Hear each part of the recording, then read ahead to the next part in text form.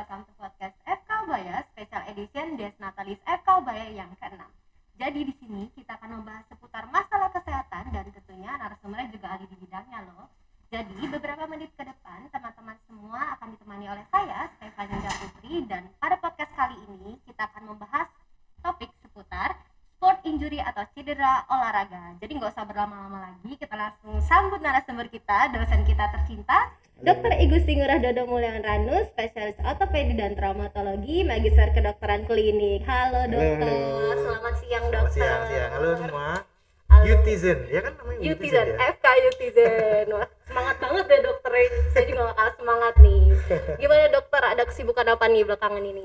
Wah ya, sebagai dosen juga ortoped, ya saya harus bisa bagi waktu ya.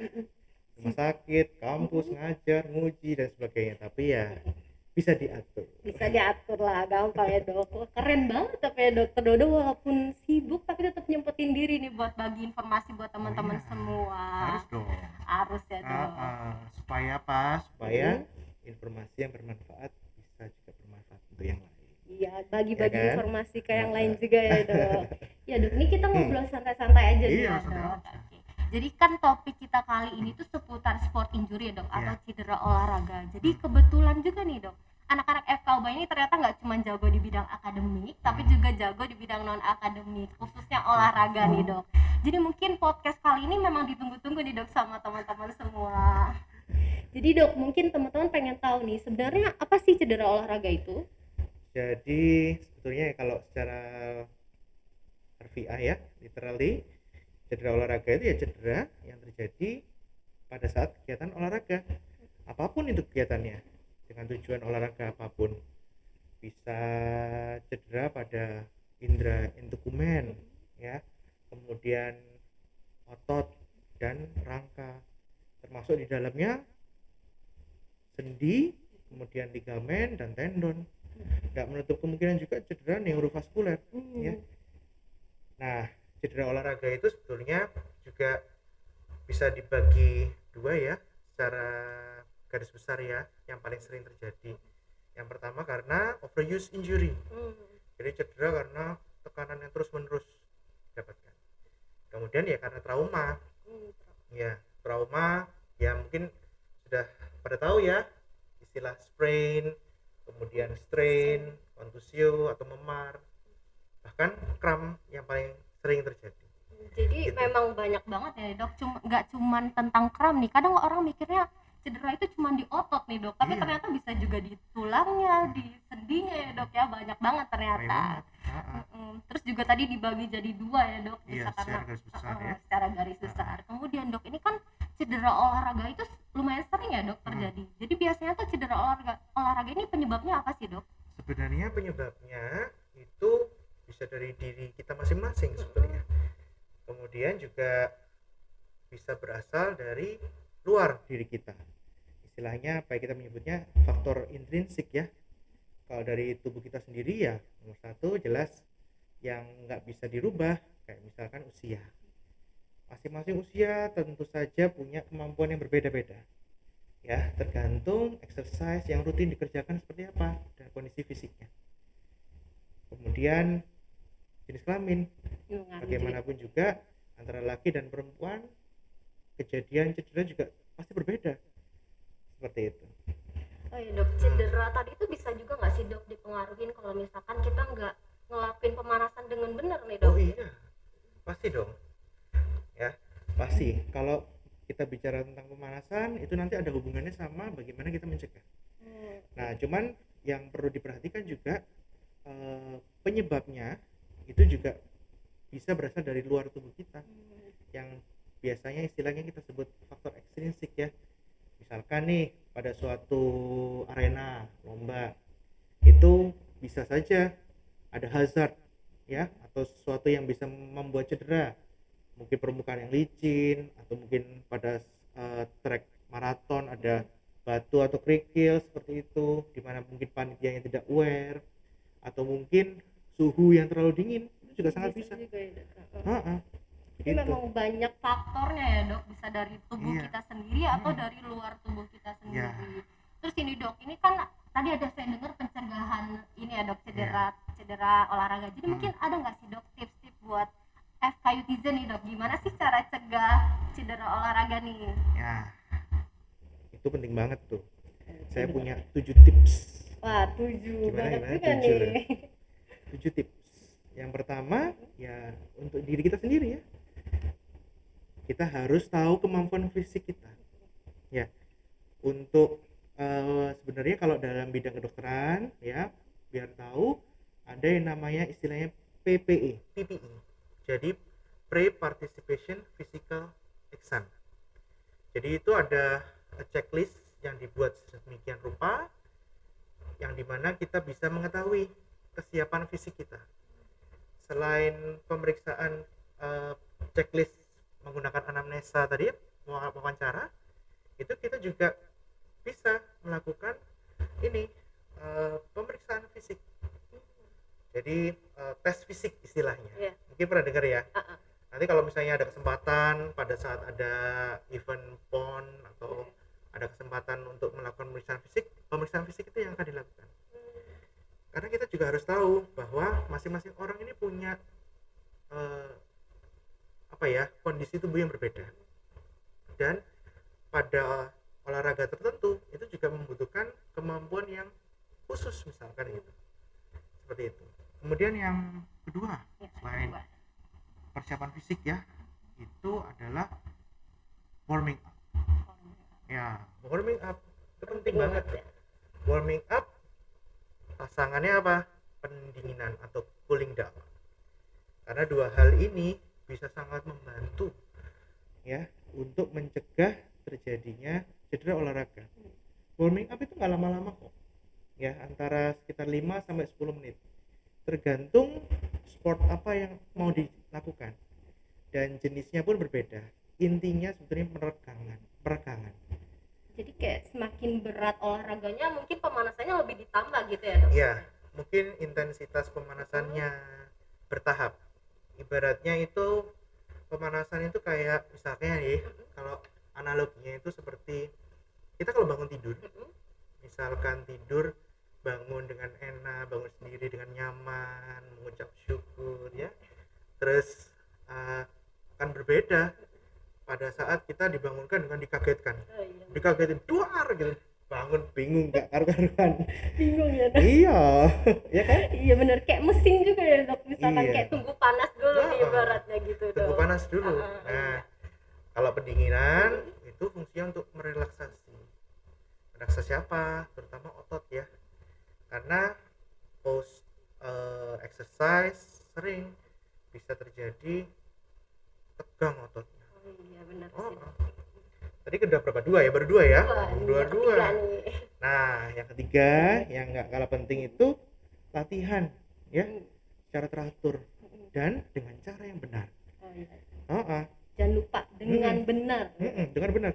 Jangankan olahraga, kita ngangkat benda dari bawah pun juga harus tahu posisi yang benar gimana. Karena kan resiko cedera tulang belakang. Itu bahaya banget. Apalagi kalau misalnya masih muda nih. Ya perjalanannya kan masih panjang. Ya, bisa hidup 30-40 tahun ke depan. Itu hati-hati. Hati-hati loh ya, masih panjang nih waktunya. Iya, belum jadi dokter. Iya kan, ayo. Nanti jadi dokter juga ngangkat-ngangkat tuh. Banyak yang diangkat juga nih Iya. dokter. Terus yang berikutnya, gunakan fasilitas yang memadai. Karena pada beberapa kondisi atau situasi, katakanlah sebagai contoh gym ya, ada gym yang bagus, ada gym yang nggak terlalu bagus. Pada gym yang nggak terlalu bagus mungkin alat-alatnya sudah korosi seperti itu, sehingga beresiko tinggi terjadi kerusakan pada saat kita pakai. Itu sangat berbahaya sekali. Bisa dibayangkan kalau misalkan itu terjadi pada cedera di leher. Wah, bahaya banget kan? Iya. Itu tadi yang keempat ya. Yang kelima itu nutrisi. Nutrisi dan hidrasi. Jangan dilupakan. Seringkali kita salah persepsi.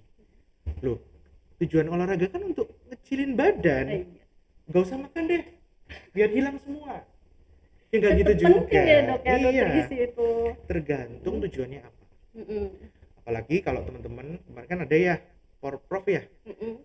pekan olahraga provinsi dari Ubaya, FK Ubaya juga ada tuh yang berangkat. Harus tahu jenis olahraganya itu apa, kemudian apa yang bisa mendukung maksimal untuk performance-nya. Karena gimana tubuh kita perlu energi. Ya, kalau misalkan tujuannya untuk menjaga badan ya, menjaga badan mungkin bukan yang tinggi kalori, tapi kalori yang cukup untuk exercise yang dibutuhkan dan yang rendah lemak tentunya.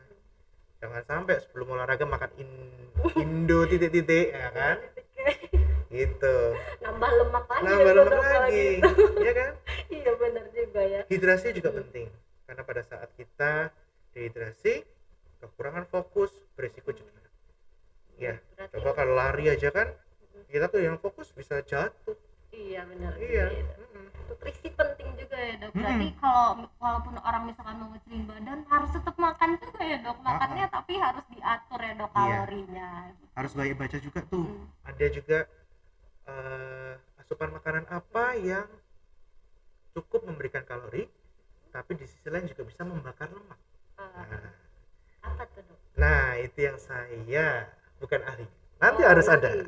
Nanti kita cari narasumber yang lebih ini ya dok ya. Kita punya tuh. Punya ya. Nanti mungkin bisa diundang lagi nih buat podcastnya. Terus yang keenam, kondisi mental dan niat pada saat olahraga.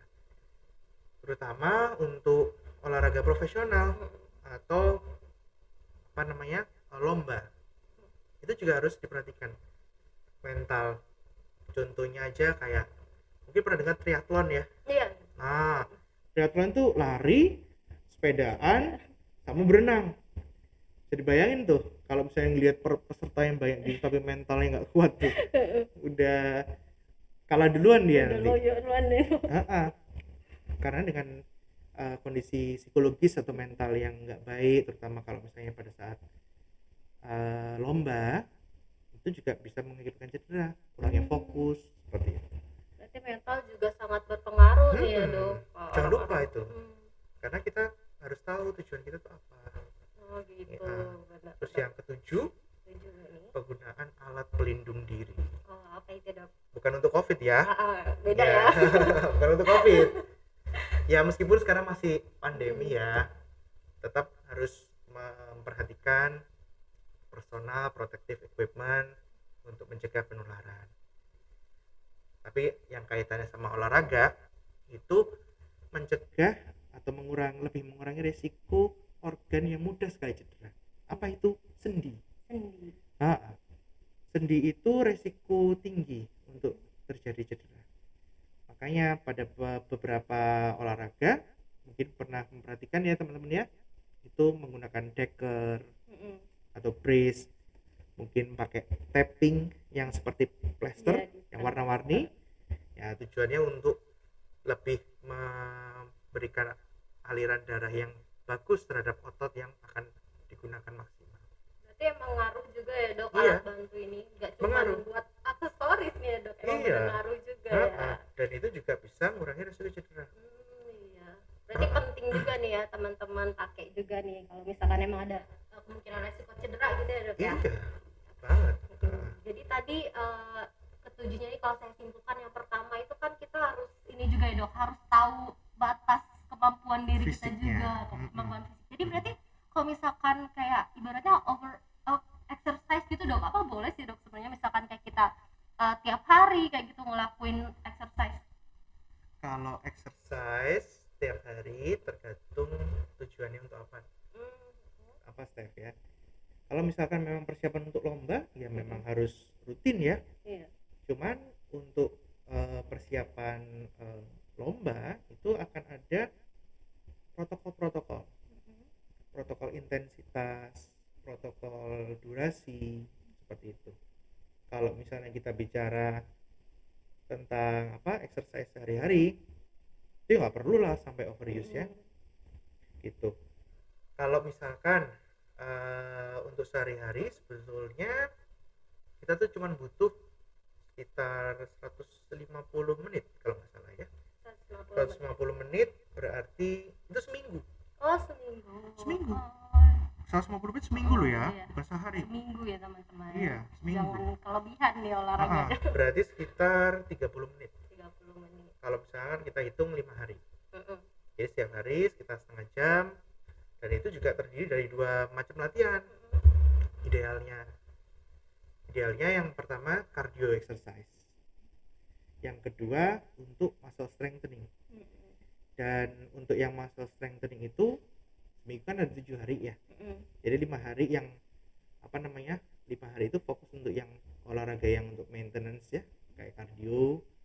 2 hari tambahan ini kalau memang mau membuat badannya lebih enak ya, itu difokuskan untuk muscle strengtheningnya, Penguatan otot. Kalaupun misalnya sehari-hari itu mau dibuat ada yang sesi untuk cardio dan untuk muscle strengthening, itu juga kurang lebih sekitar siklusnya 2 sampai 3 plus 2 set, 2 sampai 3 set, kurang lebih antara 8 sampai 12 kali repetisi. Itu optimal sebetulnya ya, itu optimal. Otot mana nih yang paling tidak kita latihan? Otot kaki, betis terutama, kemudian pinggul, perut, dada, dan lengan. Gitu. Mungkin nih dok, ini kan tadi dari 7 tips ini saya Ya. tuh ada dengar pemanasan sama pendinginan nih dok. Gimana sih dok cara melakukan atau pemanasan sama pendinginan yang baik itu kayak gimana sih dok sebenarnya? Oke, kita mulai dari pemanasan dulu aja ya. Jadi pemanasan itu ibaratnya mempersiapkan terutama untuk otot yang akan kita pakai untuk exercise. Ya, prinsipnya sederhana sebenarnya. Stretching, peregangan. Stretching, misalkan tangan ya di stretch, ekstensi, fleksi, kemudian kaki. Mungkin pernah tahu ya gerakan-gerakan stretching ya. Itu semua sebenarnya tujuannya untuk meningkatkan vaskularisasi, Aliran darah. jadi memperbaiki vaskularisasi, terutama pada saat kondisi sebelumnya kita istirahat gitu. Jadi memperbaiki vaskularisasi, memperbaiki atau membantu rangsang impuls saraf pada neuromuskuler junctionnya ya, kemudian pada sendi meratakan cairan sinoviumnya, dan dengan dengan warming up itu dengan gerakan gradual pada sendi dia akan makin memproduksi cairan sinoviumnya. Itu juga bisa secara nggak langsung ya meningkatkan fokus karena vaskularisasi yang meningkat tadi. Durasinya 5 sampai 10 menit. Nggak perlu lama-lama ya dok. Yang penting bener ya dok ngelakuinnya. Yang penting bener, jangan sampai lah mau lari dulu satu lapangan gitu, kurang kerjaan banget ya. Jangan di tempat gitu ya gitu ya. Banyak sekali sebetulnya kita bisa cari di situs browsing search engine ya, itu untuk protokol masing-masing olahraga itu ada nih, bisa teman-teman cari nanti ya. Iya. Kemudian cooling down itu dilakukan setelah exercise. Berapa lama? Durasinya kurang lebih sama, 5 sampai 10 menit. Prinsipnya kalau pemanasan kan stretching ya. Kalau pendinginan itu kita melakukan gerakan yang kurang lebih sama seperti pada saat olahraga, tapi dengan ritme dan tone yang lebih rendah, sehingga masih ada kontraksi, masih ada vaskularisasi, tapi pelan gitu. Jadi istilahnya kayak mendinginkan mesinnya. Jadi memang harus sepaket nih ya dok, antara pemanasan sama pendinginan. Jadi karena gini, pendinginan itu salah satu yang dikejar itu adalah mengurangi produksi laktat. Karena laktat itu dia bisa membuat kram pada otot. Itu yang harus harus diperhatikan. Karena seringkali kan habis nge-gym misalnya ya, aduh kram banget, akhirnya seminggu nggak nge-gym. Akhirnya programnya kacau semua deh. Berarti kram tadi itu nggak cuma karena disebabkan nggak kurang pemanasan ya dok, tapi bisa juga disebabkan karena pendinginan yang kurang ya dok ya. Jadi harus diperhatikan. Tuh teman-teman, jadi kalau yang sebelumnya cuma pemanasan aja nih tapi nggak pendinginan tuh juga nggak bagus ya dok, tapi Iya. perlu digarisbawahi lagi nih pemanasan dan pendinginan yang baik dan benar gitu ya dok. Iya. Terus nih dok, ini kan kita tadi bahas cedera olahraga nih dok. Ini kan teman-teman FKB ini juga banyak nih dok yang suka olahraga. Jadi misalkan ketemu orang-orang atau bahkan temannya nih dok yang lagi cedera, apa sih dok yang bisa anak-anak mahasiswa lakukan nih dok buat nangani cedera olahraga dok? Oke. Sebetulnya untuk penanganan cedera olahraga itu simple sekali ya, dan jangankan mahasiswa FK ya, masyarakat awam pun harus tahu ya. Yang pertama yang harus saya jelaskan adalah apa sih yang terjadi pada saat cedera itu. Pada saat cedera ada yang namanya vasodilatasi, jadi pelebaran pembuluh darah, aliran darah meningkat, muncul gejala inflamasi atau radang, bengkak, nyeri, bahkan tidak bisa digerakkan ya toh. Nah, berdasar ini kita harus paham caranya. Kalau bengkak diapakan? Ya jangan dibuat bengkak. Caranya dengan apa? Prinsipnya PRICE, PRICE, PRICE. Yang pertama protection, mencegah cedera lebih lanjut. Jadi kalau misalkan sudah jelas atau ada keluhan yang mengarah ke sebuah cedera, ya jangan dilanjutkan exercise-nya. Istirahat, evaluasi, kalau perlu diagnostik ya, bahkan sampai tata laksanaan yang full ya. Kemudian rest, istirahat, jangan dipaksakan ya. Icing, kompres dingin, bukan kompres hangat, karena tujuannya kita untuk mengurangi bengkaknya. Berikutnya compression, pasang beban ya. Kalau patah ya pasang bidai, jangan sampai dong dibuat bergerak yang patah itu, karena bahaya banget ya. Kemudian yang terakhir elevasi, jadi posisikan ekstremitas atau bagian tubuh yang cedera lebih tinggi daripada tubuh kita, yang mungkin bisa dibuat sejajar dengan dada, lebih tinggi sedikit daripada dada, seperti itu. Jadi buat teman-teman ya yang ikut klub olahraga, nah harus diperhatikan nih hal-hal seperti ini. Ini juga ada hubungannya nanti pada saat penyediaan sarana dan prasarana di tempat olahraga ya. Nanti mungkin dari universitas nih perlu nih bikin semacam pelatihan. Iya benar. Pelatihan untuk medical team. Karena kalau kemarin saya lihat Ubaya itu kalau nggak salah lihat peringkat ke-7 loh, 10 besar loh.